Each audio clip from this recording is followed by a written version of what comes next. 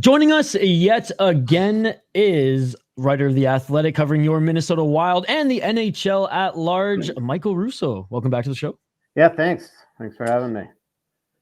So I guess the question is, and we'll find out. I mean, this will be posting Wednesday after Tuesday's game, but do you think that the Wild are on the cusp of breaking out of this early season slump, or is this kind of like a little bit of a blip on the radar where they'll be going through some kind of either growing pains or struggles as we start this next month or so? Yeah, I mean, like you said, I mean, obviously it's too early to tell, other than a win against a depleted lineup like Vancouver had. But the one thing that John Hines said after one of the games that you covered the other day that I don't think I did was oftentimes when you're on this hot streak, you win a couple games at the end when you really should probably lose, and it's usually the preemptive strike before a losing streak. And a lot of times when you're in a long funk, you start playing really well, can't get that win, and then you eventually do win. I thought they took a step back against Pittsburgh. I thought that was an extremely disappointing game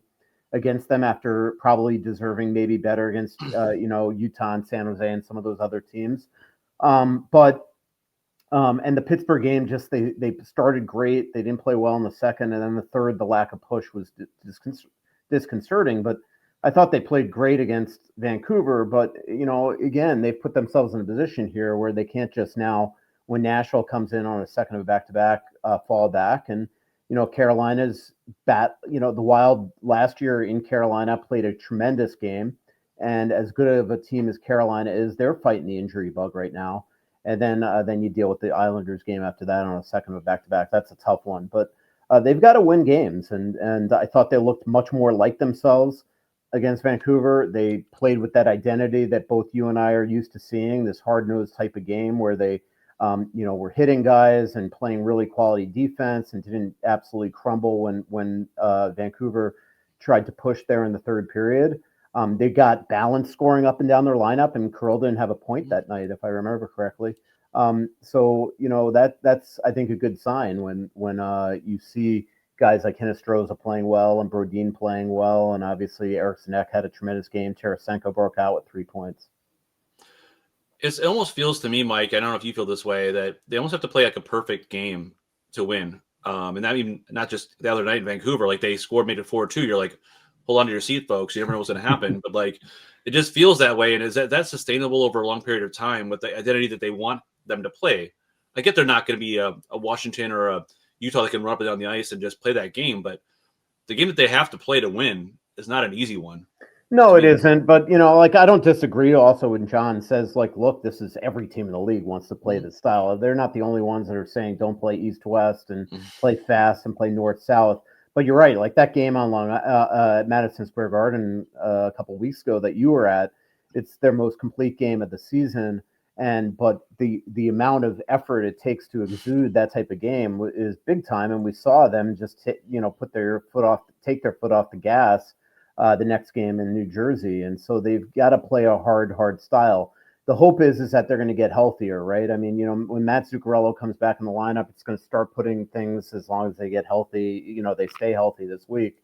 It's going to put things probably in a better spot. It's going to, I got to think you're putting them right with Kirill. And then, you get now a second line that's going to have Boldy and whether it's Johansson or whoever you put there.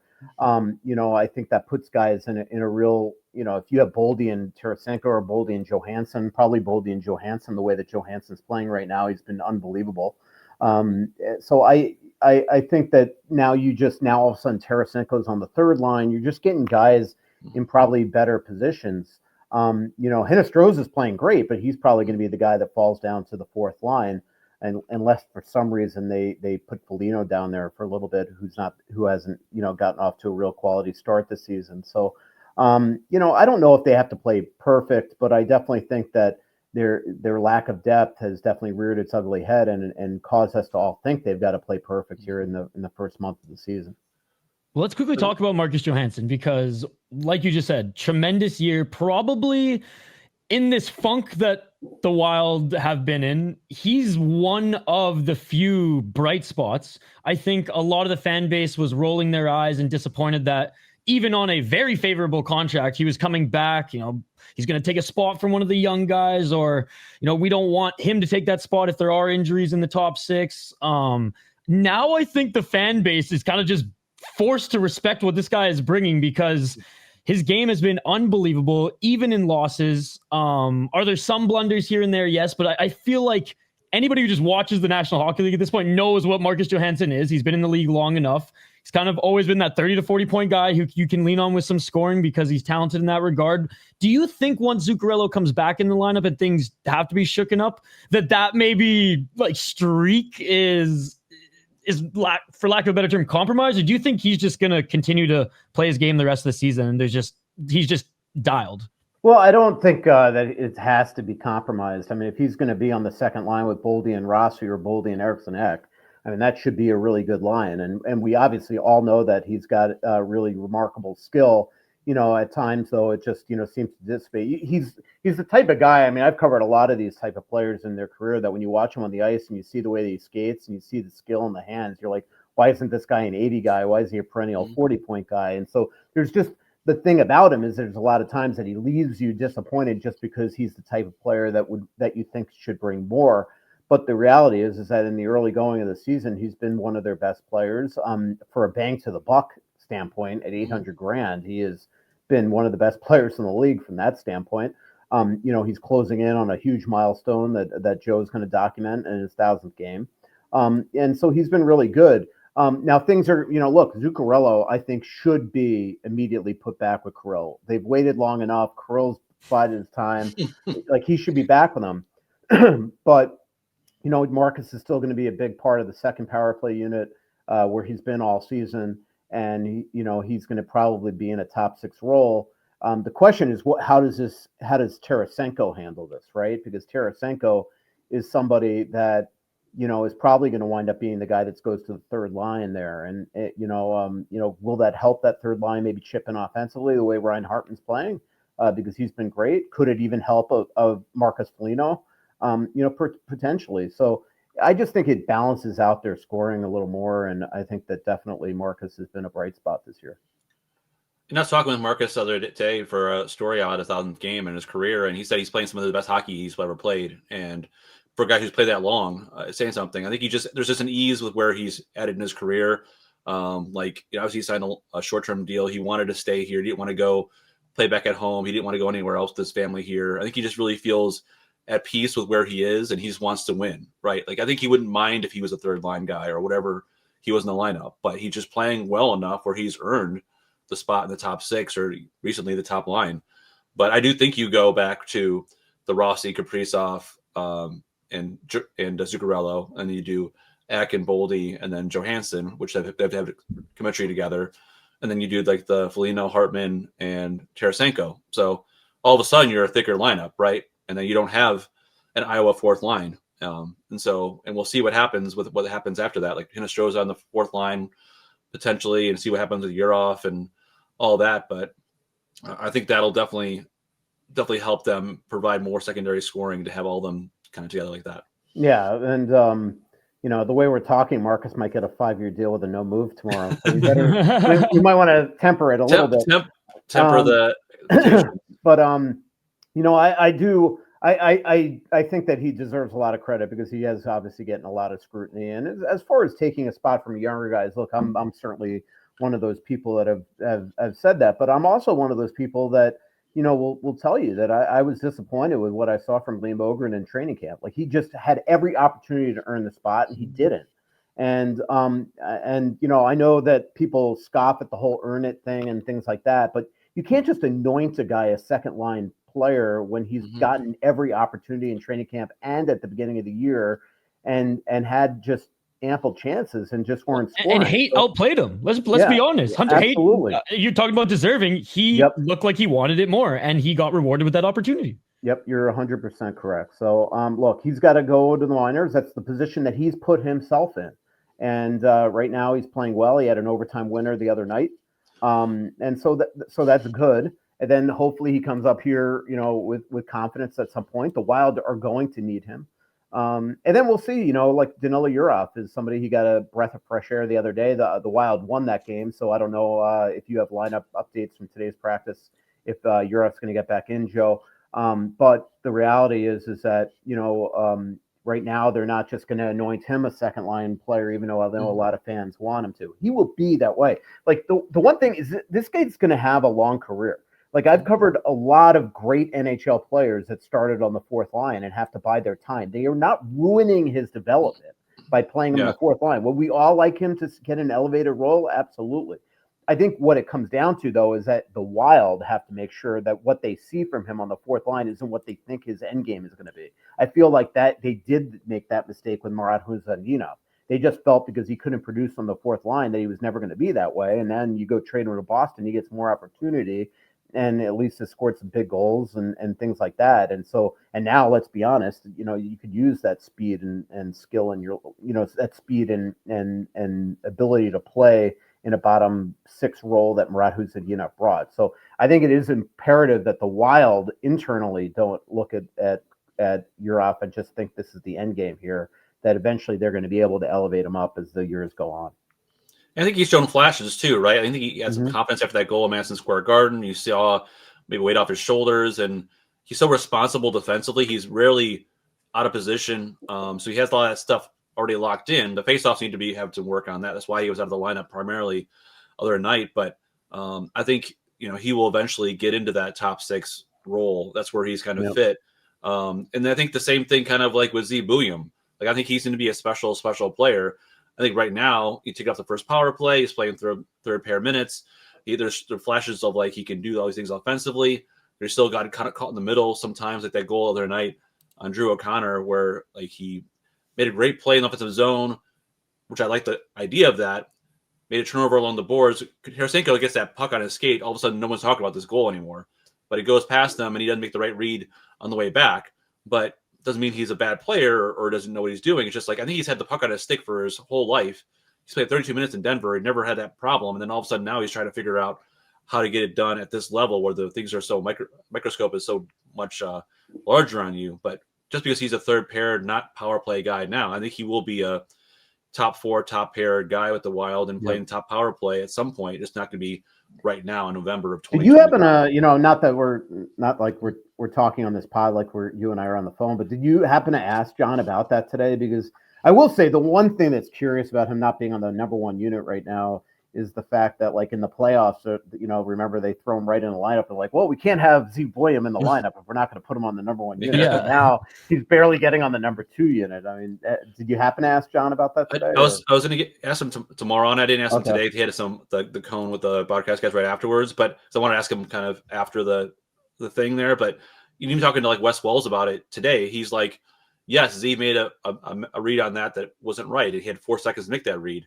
But also, like, look at Brock Faber was not in that right position either. Brock Faber, once he saw like a help defense, once he saw Z didn't make the read, Brock should protect the middle and not worry about the back post in that particular situation. So it's not just one person's read leads to the other. But yes, I do think that was a Z read where he should have made that decision. Like once both and it is a perfect example that if one guy messes up, it can mess up 15 other things. And look, to your point, I mean, he's just got to be coached, and he will get better. He's 19. He's going to be a stud.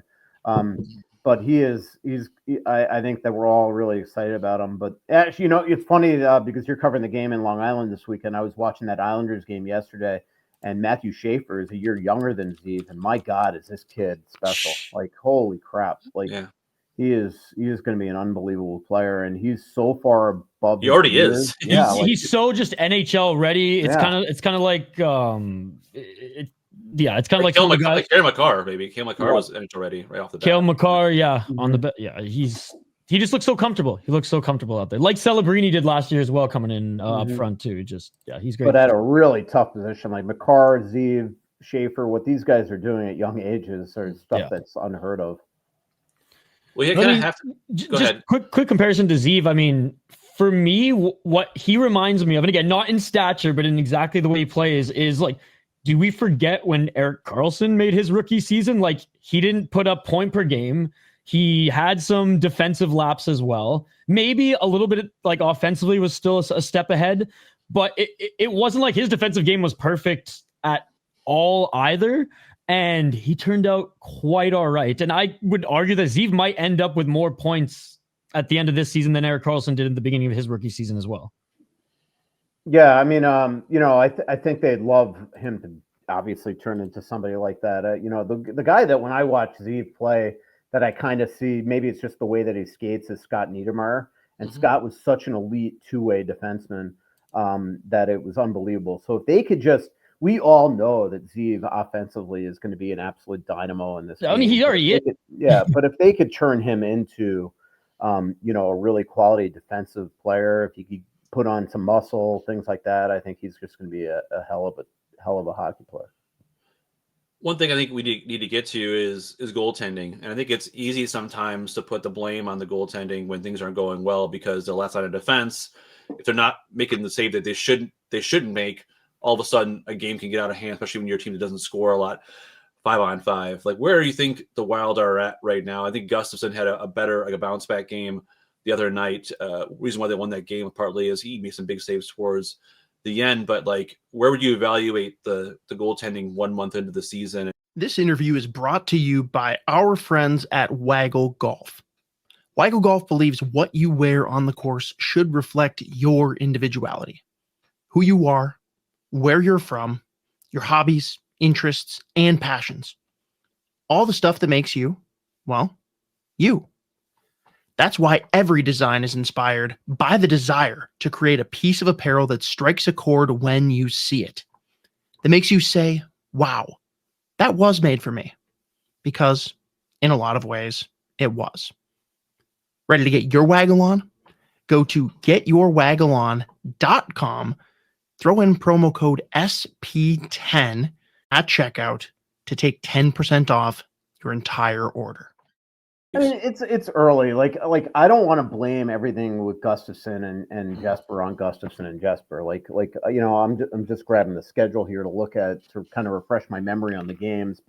And I know that the analytics say that the Wild have had the second best goalie on the ice in 8 of the last 10 games or something like that. But to me, there have been so many problems in front of them. And as you and I both know, covering this game for as long as we do, when there's a lack of trust with the things going on in front of you, it just really breaks down a goalie. Now, off the top of my head, the 2 games that Gustafsson really wasn't very good is the game in Dallas and the home game against Columbus. But everything else, to me, there's been just a whole combined group effort of just badness. And I just think it's unfair and lets them off the hook too much if you just say that they're getting bad goaltending. This season has not been a 4-win season just solely based on who's between the pipes. They have not been good. Kirill has been a turnover machine. Boldy has definitely, production-wise, taken a major step back. And those two were running the show at the beginning of the season. Their penalty kill has been bad. A lot of that is on the goalies. But to me, I don't think it's panic time by any stretch of the imagination. I don't think that Marc-Andre Fleury needs to get into a regimen where he's about to make a comeback. Maybe in 2 months we might be writing like that. Michael, as the resident Canadian here, anything to get him on that Olympic team. So I'm down. I'm down. I'm not gonna lie. Jordan Binnington, you did okay in the 4 Nations, but I would trust Marc-Andre in there right now. I'm just saying. Yeah, I don't know about that, but damn, I was hoping you could break something for us. Yeah, I know. But look, that story is not going to go away. Trust me, it'll be a story in the second half of the season, whether it's here or somewhere else. But about a potential Fleury comeback, it's just too obvious that it's going to be a storyline, whether it's real or not. It's too good of a story, actually. I mean, regardless, so many people love him, and the people who have goaltending problems, they will be calling Alan Walsh, who would love to take that call, by the way. Yeah, I mean, he turned down a bunch of jobs on July 1, including probably from this team. So. Yeah, and I think the goaltending will be fine going forward. I think Gus will be really good again. I think Wallstedt's adjusting to the backup role for some NHL doing that. He had points in his first 2 games. Last game, I think, was disappointing.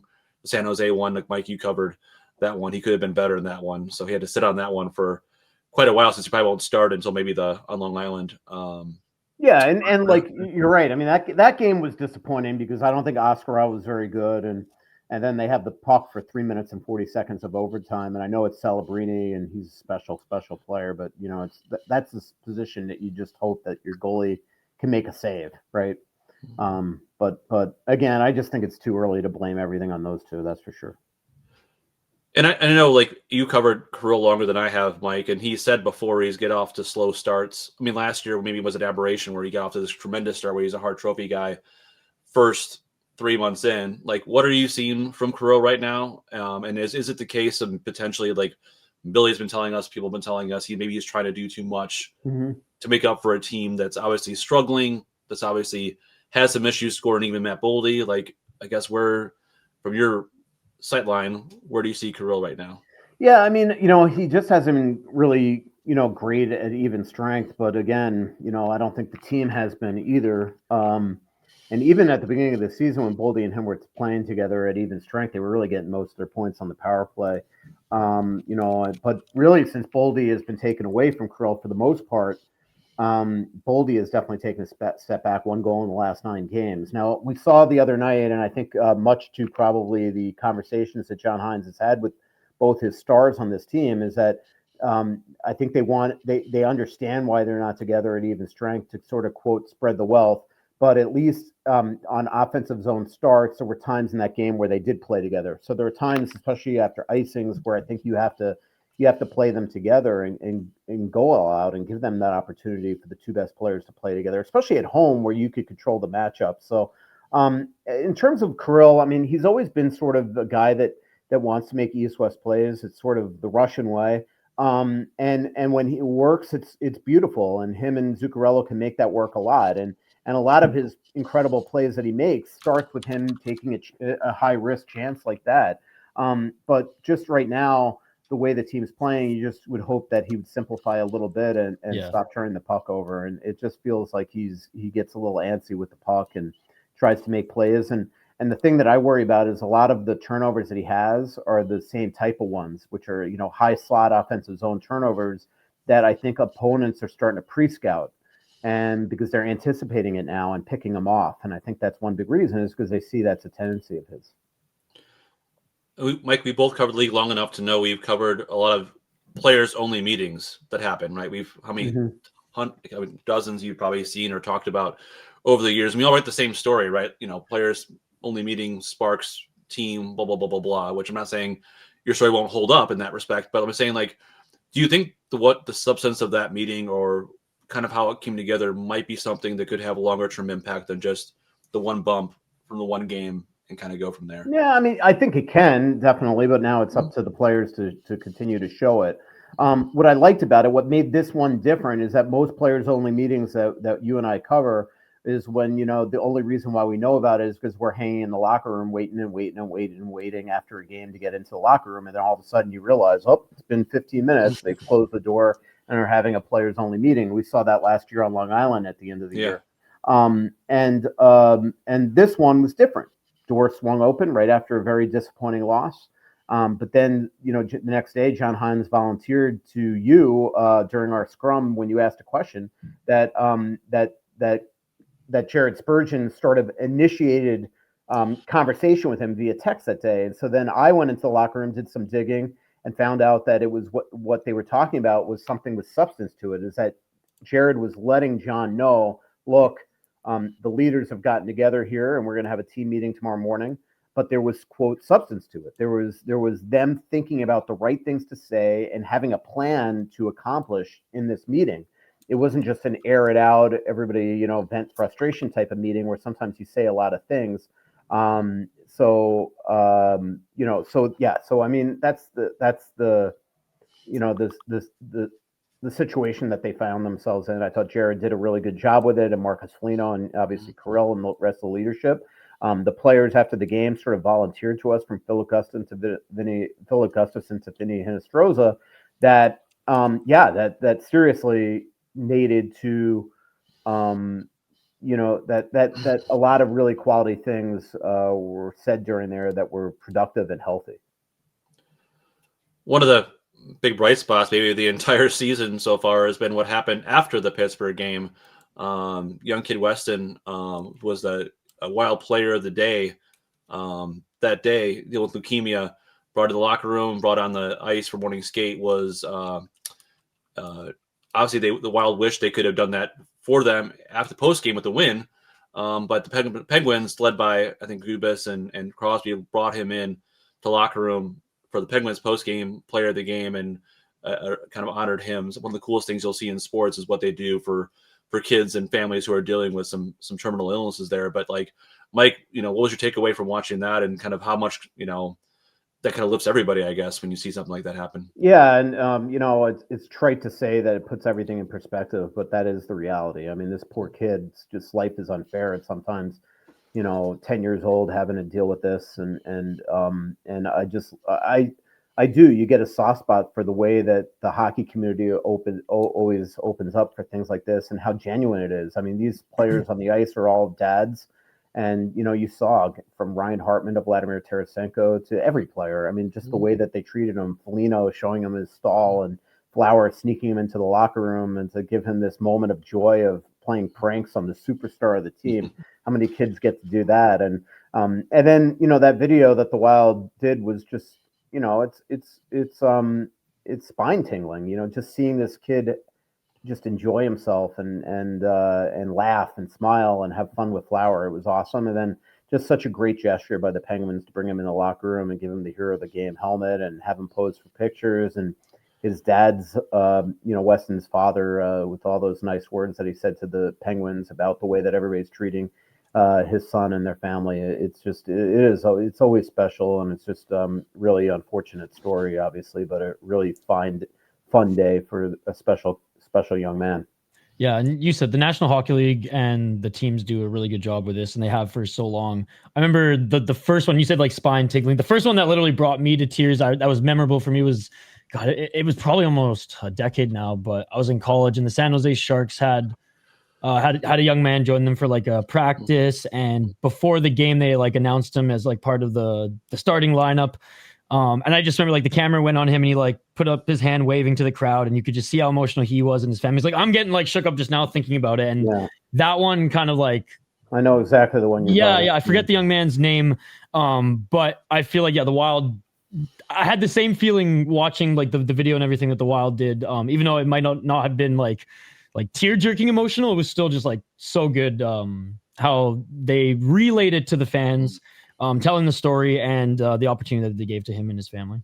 Yeah. The Flower video is just incredible. Incredible. I mean, you're right. I mean, to me, the way I looked at it was uplifting. I mean, just exactly. seeing him smile and laugh and forget about what he's dealing with for 5 minutes says everything about Flower too. Mm-hmm. Last question here, at least for me. Final question, brought to you as always by our good friends at Waggle Golf. First, make sure you head over to getyourwaggleon.com, throw in promo code SP10 to take 10% off your entire order. I think we sounded some alarms last week with some strong columns about this team and what they're going through. Month is not a hockey season, but what's kind of the concern level from your mind in terms of where they are, not just them, but in terms of where the whole league or conference is, right? All these teams that we thought had been in the kind of the bottom of the conference are all of a sudden flip side upside down to where they're 3 points out of a playoff spot, but there are 5 teams in between. I guess what's the confidence or maybe concern level, I guess, that you might have, if at all, with the Wild after month one? I'm concerned, and I think if you ask anybody in the front office, and certainly the coach, they'd be lying to you if they didn't say they're not concerned, not just about the now, but the future. That was the point of our columns the last couple days, and what we'll probably be writing in the near future about, just sort of the state of the franchise is that, look, I mean, because they've, picked in the mushy middle. I mean, they hit on their top picks, right? Rossi and Boldy. But, because they're always picking in that 19 to 23, 4 range, the reality is they haven't had the opportunity to pick the Macklin Celebrinis and the Logan Coolies and all these incredibly young players. And the teams that have sort of on the rise right now are these teams that have sucked for years, Mm-hmm. Arizona being able to just gobble up draft picks because they were taking on other teams' problems. Mm-hmm. Now in Utah, and getting the benefit of Dylan Gunther and Clayton Keller and Logan Cooley and making the trade for JJ Peterka and things like that. San Jose, Anaheim, Montreal. These, Detroit. I mean, there are a lot of teams that have stunk for a long time that are just suddenly younger and faster. And when you devote, when you sort of are loyal to a core and pay them, and now you have this older team, it just feels like a lot of these teams are sort of going by them and will continue to get better and better and better. So that would be my concern, is that, like, I mean, nobody thinks like this, certainly not the players in the locker room, but would one bad year hurt? Could you imagine if they could just get one Gavin McKenna inside this organization, or a top 5 pick? It could change the complexion of a lot of things. So doesn't mean that you have to rebuild and tear it down to the studs. But I don't know if one bad year, as much as it sucks to have to cover something like that and be a fan of something like that, I don't think it's the worst. What I find really interesting is I think a lot of fans agree with us and think that that being in the mushy middle hasn't helped, but yet with every loss they continue to freak out and freak out and freak out. You'd think you'd almost be celebrating the loss. Michael, it's because, like, sometimes the heart speaks louder than the brain. Sometimes humans get a little emotional, and all the logic goes out the window. Yeah, I know. I'm on Twitter. I know that. Yeah. Well, it's like when say you got a bad breakup, right? But then you run into the ex and you go, oh yeah, oh yeah. Wait, don't look at her. Sometimes the heart speaks a little too loud. Yeah. But yeah, I mean, look. So I am concerned. I right now I don't see we've written about how great their prospect pool is, and it's good, but they don't have a high-end guy coming other than Buium. They don't, of their forwards, it doesn't look like Danilov Europe's going to be a star. He might be a really quality NHL player, two-way forward. But right now, like, we don't have a clear indication that any of their prospects is going to be like a Logan Cooley, let's put it that way. So that would be my concern, is that of their young kids coming, right now, I just don't see it. So. Yeah, I mean, there's no Schaefers or Coolies. Those come in, like, maybe there's like a Ryder Ritchie or Charlie Stramel or those guys, but like those guys can help you in a team or help out a lineup. They're not going to be, knocking the doors down, carrying a team. So we'll have to go with the core that they have and see how it goes. But But thanks, Mike, for joining us. Appreciate it as always. And we'll catch up with you soon once our travels bring us back together again after the long week. No, you're going to Carolina and New York. I'm going to the rivalry series, U.S.-Canada women's, in Cleveland and Buffalo. So nice. That'll be awesome. So that'll be that. We both leave the same day. So that'll be a rarity. Both you and I out of town. Yeah. Let's hope Guerrero Jr. didn't curse it for Canada with the Pullman jersey. Thanks, Michael. All right. Thank you.